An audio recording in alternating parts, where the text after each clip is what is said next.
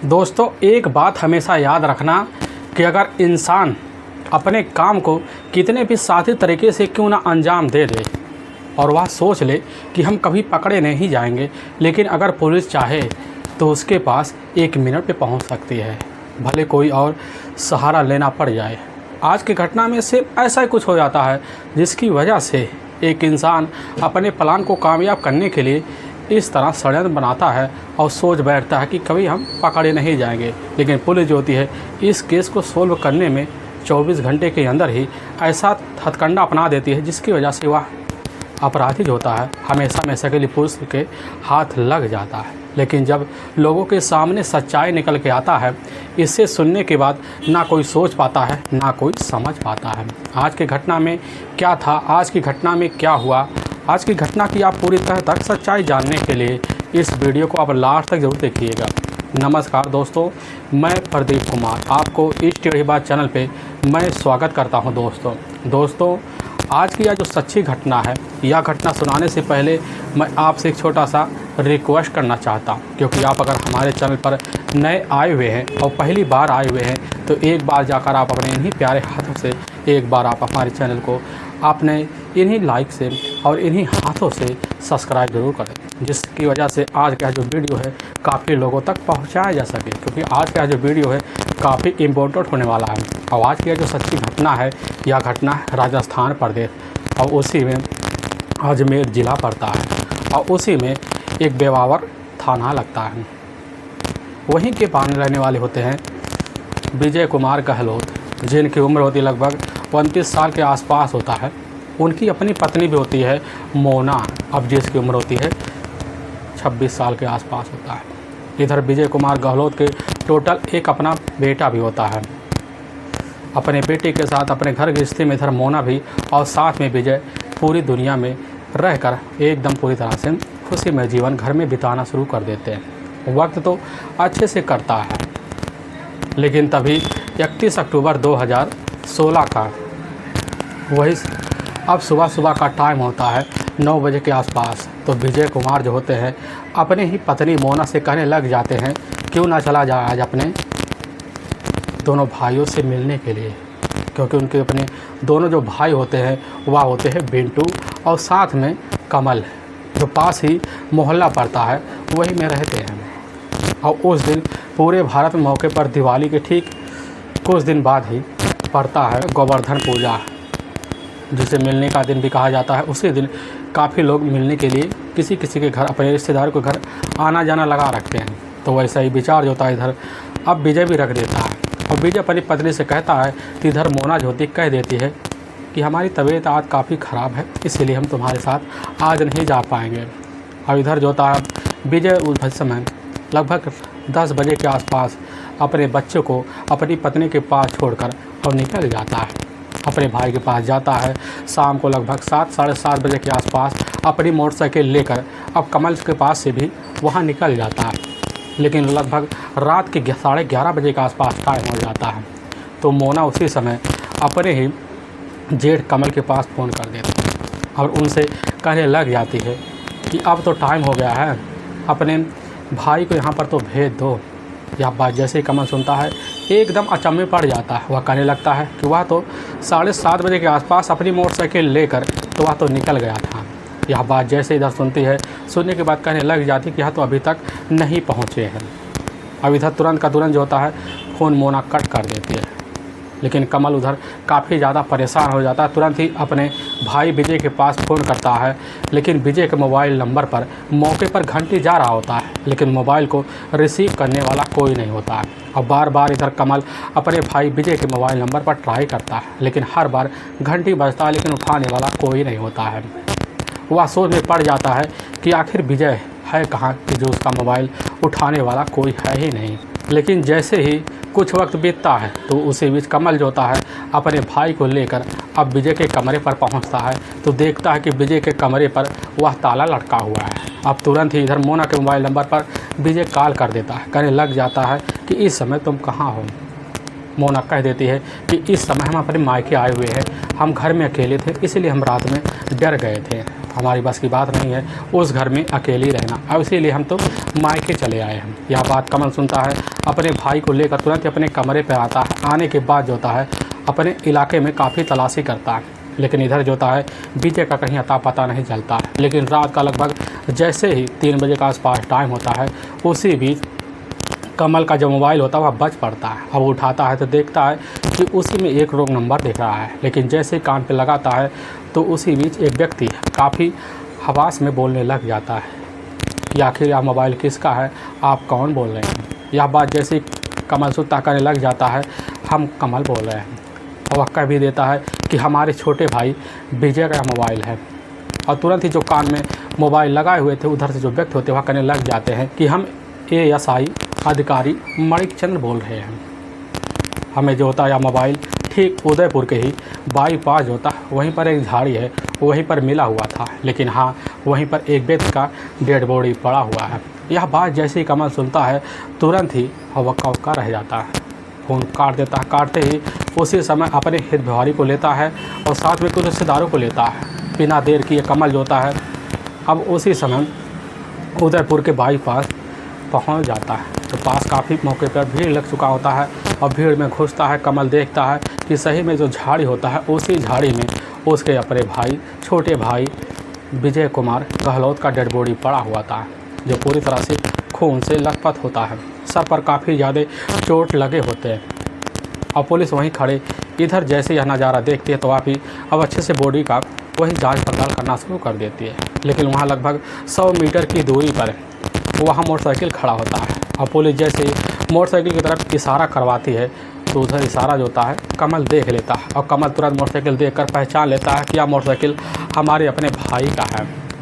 यह सब बात सुनने के बाद पुलिस अब उस बॉडी का अच्छे से पंचनामा करती है और उस इलाके की छानबीन करती है। पुलिस वहाँ करने लग जाती है कि लग रहा है इस व्यक्ति की काफ़ी बेरहम तरीके से यहाँ जो होता है किसी बाइक में टक्कर मारा है और एक्सीडेंट हो गया है। लेकिन कमल यह बात सुनने के बाद वहाँ के ASI अधिकारी अब मणिकचंद के सामने ही कहने लग जाता है कि साहब हमारे भाई का एक्सीडेंट नहीं हुआ, बल्कि उसकी सोची समझी साजिश के तहत बेरहम तरीके से उसकी हत्या की गई है। और पुलिस जैसे ही विजय कुमार की बात सुनती है, सुनने के बाद उसके बात पर काफ़ी ध्यान देते हैं और घटनास्थल का जब निरीक्षण करती है तो पुलिस को भी यकीन हो जाता है, क्योंकि जहाँ पर विजय कुमार का डेड बॉडी पड़ा हुआ था और जहाँ पर बाइक खड़ा हुआ था ठीक उसी के बीच काफ़ी सारे ब्लड रखे होते हैं, जिससे पुलिस को अंदाज़ा हो जाता है कि इस डेड बॉडी को काफ़ी घसीटा गया है। अब पुलिस जो होती है जब यह सब नज़ारा देखती है तो पुलिस का जो था शंका अब पूरी तरह से विश्वास में बदल जाता है कि आखिर विजय कुमार का तो हत्या किया गया है। पुलिस इधर विजय कुमार के डेड बॉडी को वही अच्छे से पंचनामा करने के बाद अपने ही नज़दीकी सरकारी अस्पताल में मोर्चरी में भिजवा देती है। अब पुलिस की टीम इधर जो होती है उसी समय अब विजय कुमार की जो अपनी पत्नी होती है मोना से बात करना चाहती है। लेकिन जैसे मोना के मोबाइल नंबर पर कॉल किया जाता है तो मोना इतनी स्थिति में नहीं थी कि पुलिस से ढंग से मोबाइल पर बात कर सके। और उसी समय पुलिस सोच लेती है क्यों ना चला जाए, इस केस को तुरंत ही आगे बढ़ाया जाए। कुछ ही घंटे बीत जाते हैं। अब जैसे ही लगभग शाम का टाइम होता है तो पुलिस एक टीम गठित करती है। गठित करते ही पुलिस की जो टीम होती है उसी समय जाती है, कमल से कुछ पूछताछ करती है। लेकिन पुलिस के सामने कमल कुछ चौंकाने वाली तो बात रख देता है और पुलिस को कुछ ना कुछ शंका जो होता है और बढ़ जाता है। और जब इस केस की छानबीन करने के लिए लग जाती है, सबसे पहले पुलिस की जो टीम होती है उसी समय विजय के घर पहुँचती है कुछ अपने सिपाही को लेकर। वहाँ पर देखा जाता है कि विजय के घर में मौके पर ताला लटका हुआ है। पुलिस की जो टीम होती है उसी समय कमल को बुलाती है और कमल के द्वारा मोना के मोबाइल नंबर पर कॉल किया जाता है और मोना बिना देर किए अब अपने कमरे पर पहुंच जाती है। अब मोना ही जाकर वह ताला जैसे ही खोलती है तो वहाँ कुछ सिपाही होते हैं कमरे के अंदर दाखिल होते हैं। लेकिन जैसे ही दाखिल होते हैं जो दरवाज़ा होता है उसी के पीछे जो होता है विजय कुमार का जो चप्पल होता है वहीं पर पड़ा होता है। और पुलिस को पूरा यकीन हो गया होता है कि यह चप्पल तो सिर्फ विजय का ही होता है।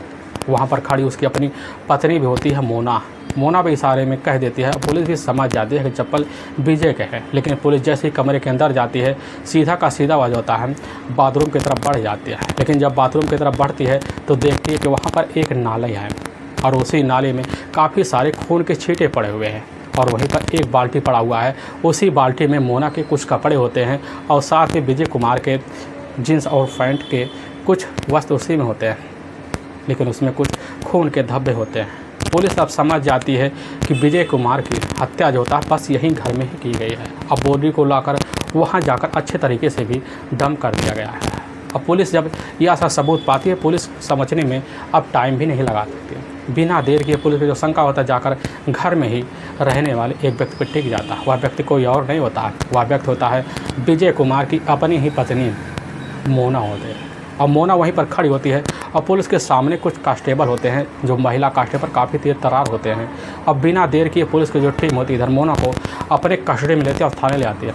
लेकिन मोना जैसे ही अपने ही सामने महिला सिपाही को देखती है तो थर थर काँपना शुरू कर देती है। बिना देर किए अपने पति इधर जो होता है विजय कुमार गहलोत की हत्या का जुल्म कबूल कर लेती है। और साथ में अपना प्रेमी होता है, वह कोई और नहीं होता है। ठीक मोना के ही सामने एक मेडिकल स्टोर होता है, उसी में रहने वाला होता है दिनेश साहू, अब जिसकी उम्र होती है लगभग 22 साल के आसपास होता है।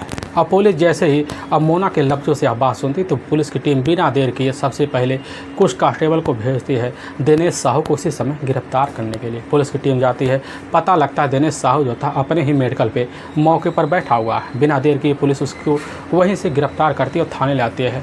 और जैसे दिनेश साहू अपने ही सामने मोना को देखता है तो बिना देर किए पुलिस के सामने वह भी अपना जुल्म कबूल कर लेता है। लेकिन पुलिस के सामने इधर मोना और साथ में दिनेश साहू जो सच्चाई रखते हैं, इससे सुनने के बाद पुलिस ना सोच पाती है ना कुछ समझ पाती है। असल में राजस्थान प्रदेश का एक जाना माना ज़िला पड़ता है अजमेर, और ठीक उसी से लगभग 60 किलोमीटर दूर पड़ता है जोधपुर रोड, और ठीक उसी में एक सटा हुआ इलाका पड़ता है, यानी कि कस्बा पड़ जाता है बेवावर। और बेवावर की एक कॉलोनी लगती है, उसी कॉलोनी में रहने वाले होते हैं राम भरूच सखाला। राम भरूच सखाला जो होते हैं उनके टोटल 4 बच्चे होते हैं, जिसमें 3 बेटे होते हैं और 1 बेटी होती है।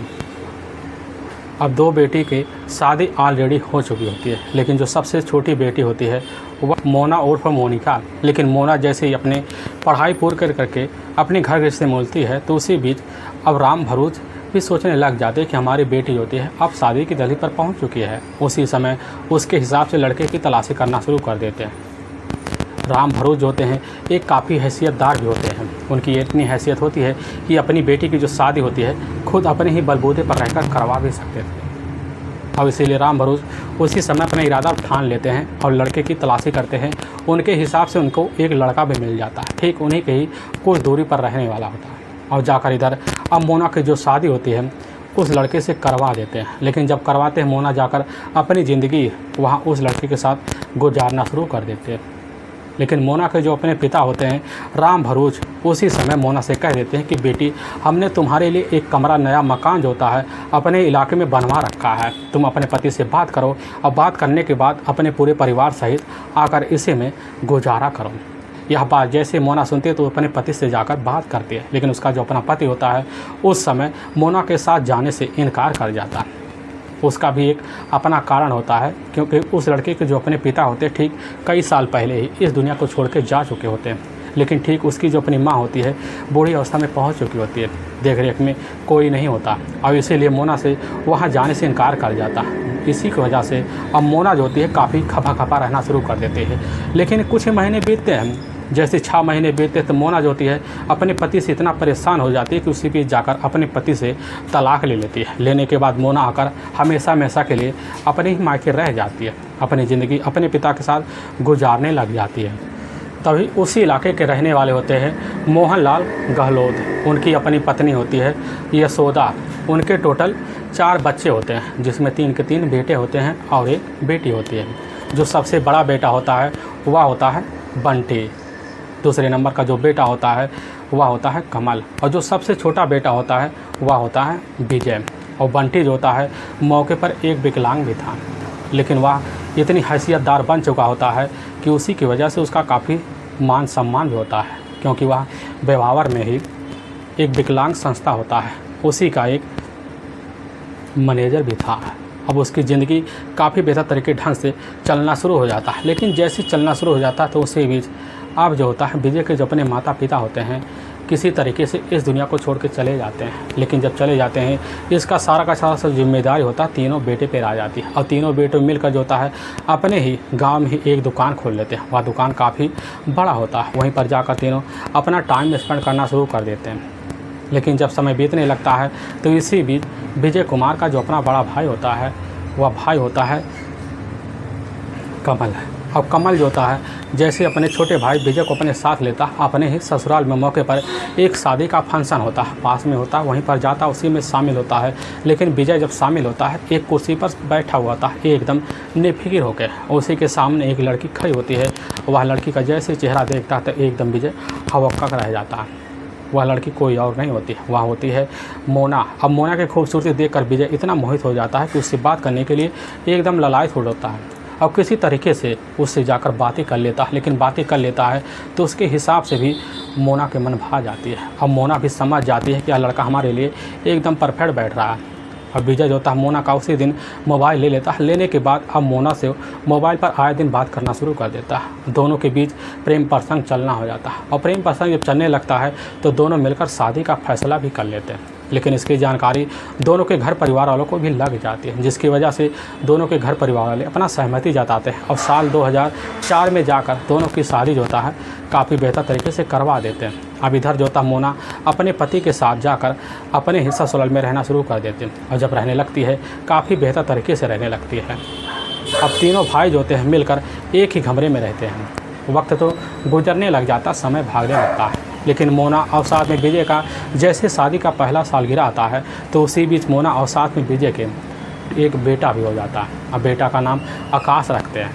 आकाश के साथ अपनी ज़िंदगी गुजारने लगते हैं। लेकिन मोना जो होती है अपने पिता अपने साथ, लेकिन मोना जो होती है उस भरे परिवार में किसी के साथ रहने के लिए राज़ी नहीं होती है और इसीलिए अपने जो पिता होते हैं मोना अपने पिता से बात कर लेती है। उसके जो पिता होते हैं तुरंत ही बात करते हैं, ठीक है बेटी, तुम्हारे लिए तो हमने पहले से ही मकान बनवा रखा। यह बात जैसे मोना सुनती आकर उसी इलाके में आकर अपने पति को सहमति के साथ अपने बेटे को लाकर उसी इलाके में मकान में रख लेती है। अब रख कर अपनी ज़िंदगी गुजारने लग जाते हैं। लेकिन मोना का जो अपना बेटा होता है अब जैसे पढ़ाई के ओर जलील पहुँचता उसी समय उसका दाखिला जो होता है वहीं पर अच्छे स्कूल में करवा देते हैं। और विजय का अपना खुद का एक स्टूडियो होता है फ़ोटोशूट वाला जो उसी इलाके में होता है दूसरे छोर पर, और वहीं पर जाकर उस स्टूडियो में मौके पर अपना देर भर समय जो होता विजय टाइम स्पेंड कर लेता और सुबह निकलता तो शाम को घर लौटता। और मोना जो होती है दिन भर कमरे पर बैठे बैठे एकदम बोर होना शुरू कर देते हैं। उसके रात तो गुजर जाता लेकिन दिन गुजारना मोना के लिए काफ़ी भारी भरकम पड़ जाता। लेकिन हाँ, जब शाम का टाइम होता है, जब विजय अपने कमरे पर लौटता थका हारा अपने ही चारपाई पर निधड़क सो जाता है। मोना का शारीरिक सुख होता है काफ़ी शरीर से हर दिन अब वंचित होना शुरू हो जाता है। मोना भी अपने शारीरिक सुख की तलाश में लग दी जाती है। तभी मोना का ही सामने ही रहने वाला एक मेडिकल स्टोर होता है साहू, और साहू का मेडिकल स्टोर पर बैठने वाला एक लड़का होता है दिनेश साहू, जिसकी उम्र होती है लगभग वही 21 साल के आसपास होता है। अब मोना की उम्र होती है लगभग वही 25 साल के आसपास होता है। लेकिन मोना की नज़र जैसे ही उस मेडिकल के बैठे हुए दिनेश साहू के ऊपर पड़ता है तो मोना समझ जाती है कि लड़का हमारे लिए एकदम परफेक्ट बैठ रहा है। क्योंकि इधर जो होता है दिनेश साहू के जो अपने पिता होते हैं इसी ब्यावर के अमृत कौर सरकारी अस्पताल होता है, उसी में जाकर एक कंपाउंडर का काम किया करते थे, जिसकी वजह से उनके पास ठीक ठाक पैसे आते हैं और इसकी वजह से उनके जो बच्चे होते हैं काफ़ी मौज मस्ती में रहते थे। लेकिन मौज मस्ती को और जारी करने के लिए दिनेश जो होता है मेडिकल खोल लेता, उसी में बैठा करता था। और जब बैठा करता था तो उसकी जो नज़र होती है अपने ही सामने रहने वाली इधर जो होती है अब मोना के ऊपर पड़ जाता है। लेकिन मोना के जैसे ऊपर पड़ता है दिनेश देख कर एक ही नज़र में उसका दीवाना सा हो जाता है। उसी दिन से मोना से मिलने के लिए हर तरह के हथकंडे अपनाता है। लेकिन जैसे ही दुकान का टाइम ख़त्म होता तो उसी भी दुकान बंद करके अब मोना के घर पहुंच जाता। अब मोना के घर पहुंचने के बाद मोना से कुछ बातें करता, मीठी मीठी बातें करता भाभी भाई कहकर, जिसकी वजह से मोना भी उसके लफ्ज़ों में उलझ जाती है। अब मोना धीरे धीरे अब दिनेश को भाव देना शुरू कर देते हैं। वह भी चाहती हैं कि कितना जल्दी दिनेश हमारे करीब आए और दिन का जो टाइम बचा हुआ होता है पूरी तरह से स्पेंड किया जा सके। मोना धीरे धीरे अपना लगाम जो होता है दिनेश की तरफ बढ़ाना शुरू कर देता है और दिनेश बिना देरी किए एक दिन मौका पाता घर में घुस जाता, देखता है कि मोना का जो अपना पति होता है बेइज्जत हुआ उस समय अपने दुकान पे गया हुआ है। और शटर बंद करके दिनेश जब घुसता है घर में तो देखता कि मोना जो होती है बाथरूम से मौके पर नहा धो के निकल रही है। अब मोना जैसे दिनेश को देखती है, देखने के बाद इशारा करती है और हाथ पकड़ कर ले जाती है अपने बेडरूम में, तुरंत संबंध बना देती है। और संबंध बनाने के बाद मोना अपने आप को काफ़ी सहानुभूति देती है और वहीं पर जो होता है तुरंत ही उसी समय अब इधर दिनेश साहू को अपने पति का दर्जा भी दे देती है और पति की तरह हर दिन उस पर प्यार लुटाना शुरू कर देती है। और ऐसे लुटाते लुटाते लगभग 1 साल का वक्त और निकल जाता है। और जब निकल जाता है कि मोना को भी लगने लगता है कि आखिर हमारा पति जो होता है अब हमारे सामने ही रात में काफ़ी ढीलापन दिखाना शुरू कर दे रहा है, क्योंकि समय के हिसाब से विजय कुमार का जो शरीर होता है काफ़ी जवाब देना जाता है। लेकिन उस समय दिनेश साहू जो होता है एक कुंवारा होता है, उसके कुंवारेपन की वजह से वह ज़्यादा से ज़्यादा दर्द होता है मोना के ऊपर हावी रह जाता है और विजय मोना से काफ़ी दूर बनाना शुरू कर देता है, जिसकी वजह से मोना अब अपने पति को उसी समय दरकिनार कर बैठती है और अपने पति का जो दर्जा होता है जाकर दिनेश साहू को दे बैठती है और दिनेश साहू से मिलने के लिए हर कदम उठाने के लिए तैयार भी रहती हैं। तभी एक दिन मोना जैसे ही अब दिनेश साहू से रिश्ता बना के उठती हैं तो उसी समय दिनेश साहू से कहने लग जाते हैं कि आखिर यह तब चोरी छिपे कब तक चलेगा, कोई ना कोई हमें तोड़ निकालना पड़ेगा, क्योंकि हमारे बीच जो तोड़ मरोड़ का जो कारण बन रहा वह कोई और नहीं है, वह हमारा अपना पति होता है विजय है। यह बात जैसे दिनेश सुनता कहने लग जाता है कि आखिर क्यों ना दिनेश को ही कोई ना कोई ऐसा प्लान बनाया जाए कि हमेशा हमेशा के लिए रास्ते से हटा दिया जाए। यह बात जैसे इधर मोना सुनती कहने लग जाती है इससे बढ़िया है बिना किसी रोक टोक के हम अपने पति को ही अपने ही साथी तरीके से रास्ते से ठिकाने लगा दें। यह बात जैसे दिनेश साहू सुनता कहने लग जाता ठीक है, जब तुम्हारे पास कोई अच्छा प्लान आए तो हमें तुरंत ही सूचना दे देना।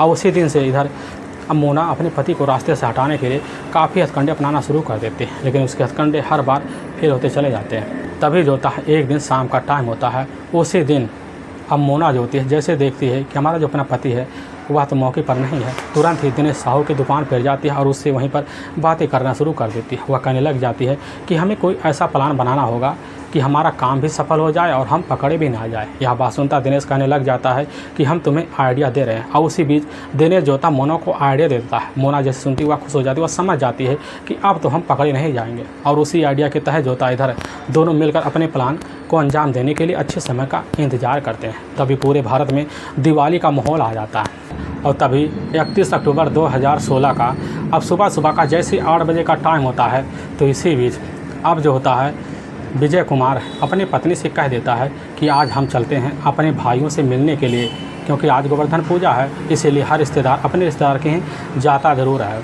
अब मोना जैसी आप बात सुनती है तो सुनने के बाद कहने लग जाती हाँ ठीक है तुम चले जाओ, क्योंकि हमारा तबीयत आप काफ़ी ढीला पड़ रहा है। यह बात जैसे ही विजय कुमार सुनता कहने लग जाता कि ठीक है तो हमारे अपने बेटे के साथ यहाँ पर रहो, हम जा रहे हैं, मिल के जल्दी से चले आएँगे। अब वहाँ से इधर विजय कुमार तुरंत अपनी मोटरसाइकिल लेता है, लेने के बाद अब निकल जाता है। निकलने के बाद होता है इधर अपने भाई के पास जाता है, मेल मिलाप कर लेता है और शाम को लगभग 7:30 बजे के आसपास मोटरसाइकिल लेकर अपने घर पर आ जाता है। आने के बाद काफ़ी थका मारा होता है और उसको पता होता है कि हमारी पत्नी का तबीयत काफ़ी ज़्यादा ख़राब है। वह बिना कुछ कहे सुने जाकर अपनी चारपाई पर सो जाता है। लेकिन मोना अब कमरे से बाहर निकलती है, देखती है कि दिनेश का जो दुकान होता है मेडिकल स्टोर अभी भी खुला पड़ा है। जाके दिनेश से वहीं बात कर लेती है और बात करने के बाद अपने ही कमरे में ले आती है। उसके तुरंत जाकर जो होता है विजय कुमार के कमरे में घुस जाते हैं। घुसने के बाद देखते हैं विजय कुमार जो होता है काफ़ी गहरी नींद में सो रहा होता है और मोना अपने हाथ में वही भारी भरकम सामान लेती है। लेने के बाद अपने पति के सिर पर एक के बाद एक वार किए जाती है, जिसकी वजह से काफ़ी सारे ब्लड जो होता है विजय कुमार के बह जाते हैं और वहीं हमेशा के लिए मौत की नींद में सो जाता है। और उसी बीच दिनेश और साथ में मोना दोनों मिलकर जाकर अब बाथरूम में विजय कुमार की बॉडी को रखते हैं और काफ़ी अच्छे तरीके से धोते हैं। धोने के बाद इधर जो होता है मोना और साथ में दिनेश अपने अपने कपड़े बदल कर उसी बाथरूम में झोलते हैं। धोने के बाद समझ जाते हैं कि अब तो हम पकड़े नहीं जाएंगे। लेकिन जैसे ही रात का टाइम हो जाता है तो रात के टाइम में जो होता है उसी बीच दिनेश अपने ही गैरेज में जाता है। अब जाने के बाद तुरंत जो होता है दिनेश गैरेज से अपनी वहाँ स्कॉर्पियो लाता है। लाने के बाद उसी स्कॉर्पियो में ले जाकर विजय कुमार गहलोत के ही बॉडी को डंप कर देता है और उसी स्कॉर्पियो में जाकर इधर मोना भी बैठ जाती है। और जो होता है इधर दिनेश स्कॉर्पियो चलाते चलाते अब उदयपुर के जैसे बाईपास पहुँचता है तो वहाँ काफ़ी झाड़ी होता है। उसी झाड़ी के पास खड़ा होता देखता है कि वहाँ तो माहौल काफ़ी ज़्यादा सुनसान पड़ा हुआ होता है और ले जाकर वहीं विजय कुमार गहलोत के बॉडी को वहीं डंप कर देता है। और डंप करने के बाद कुछ प्लान बनाता है। प्लान बनाने के बाद तुरंत ही मोना को अपने साथ लेता है, दोबारा उस विजय कुमार की डेड बॉडी के पास पहुंच जाता है अपने ही जेब से एक शराब का पैक निकालता है और तुरंत मुंह में लगा देता है ताकि यह लगे कि शराब पीने की वजह से लड़खड़ाते हुए रोड एक्सीडेंट हो गया है। और स्कॉर्पियो लेकर अपने गोदाम में जाता है, वहाँ रख देता है और इधर तुरंत मोना के ही घर पर आ जाता है। और मोना के घर पर जाकर अब विजय कुमार का मोटरसाइकिल लेता है। मोटरसाइकिल लेकर जैसे वहाँ पहुँचता देखता है कि मौके पर वहाँ पुलिस आकर खड़ी हुई है। और मोटरसाइकिल ले जाकर लगभग 100 मीटर की दूरी पर एक झाड़ी के पास खड़ा कर देता है और तुरंत ही वहीं से धूम धमाके भाग जाता है। लेकिन उसको पता होता है कि हमारे इलाके में अस्पताल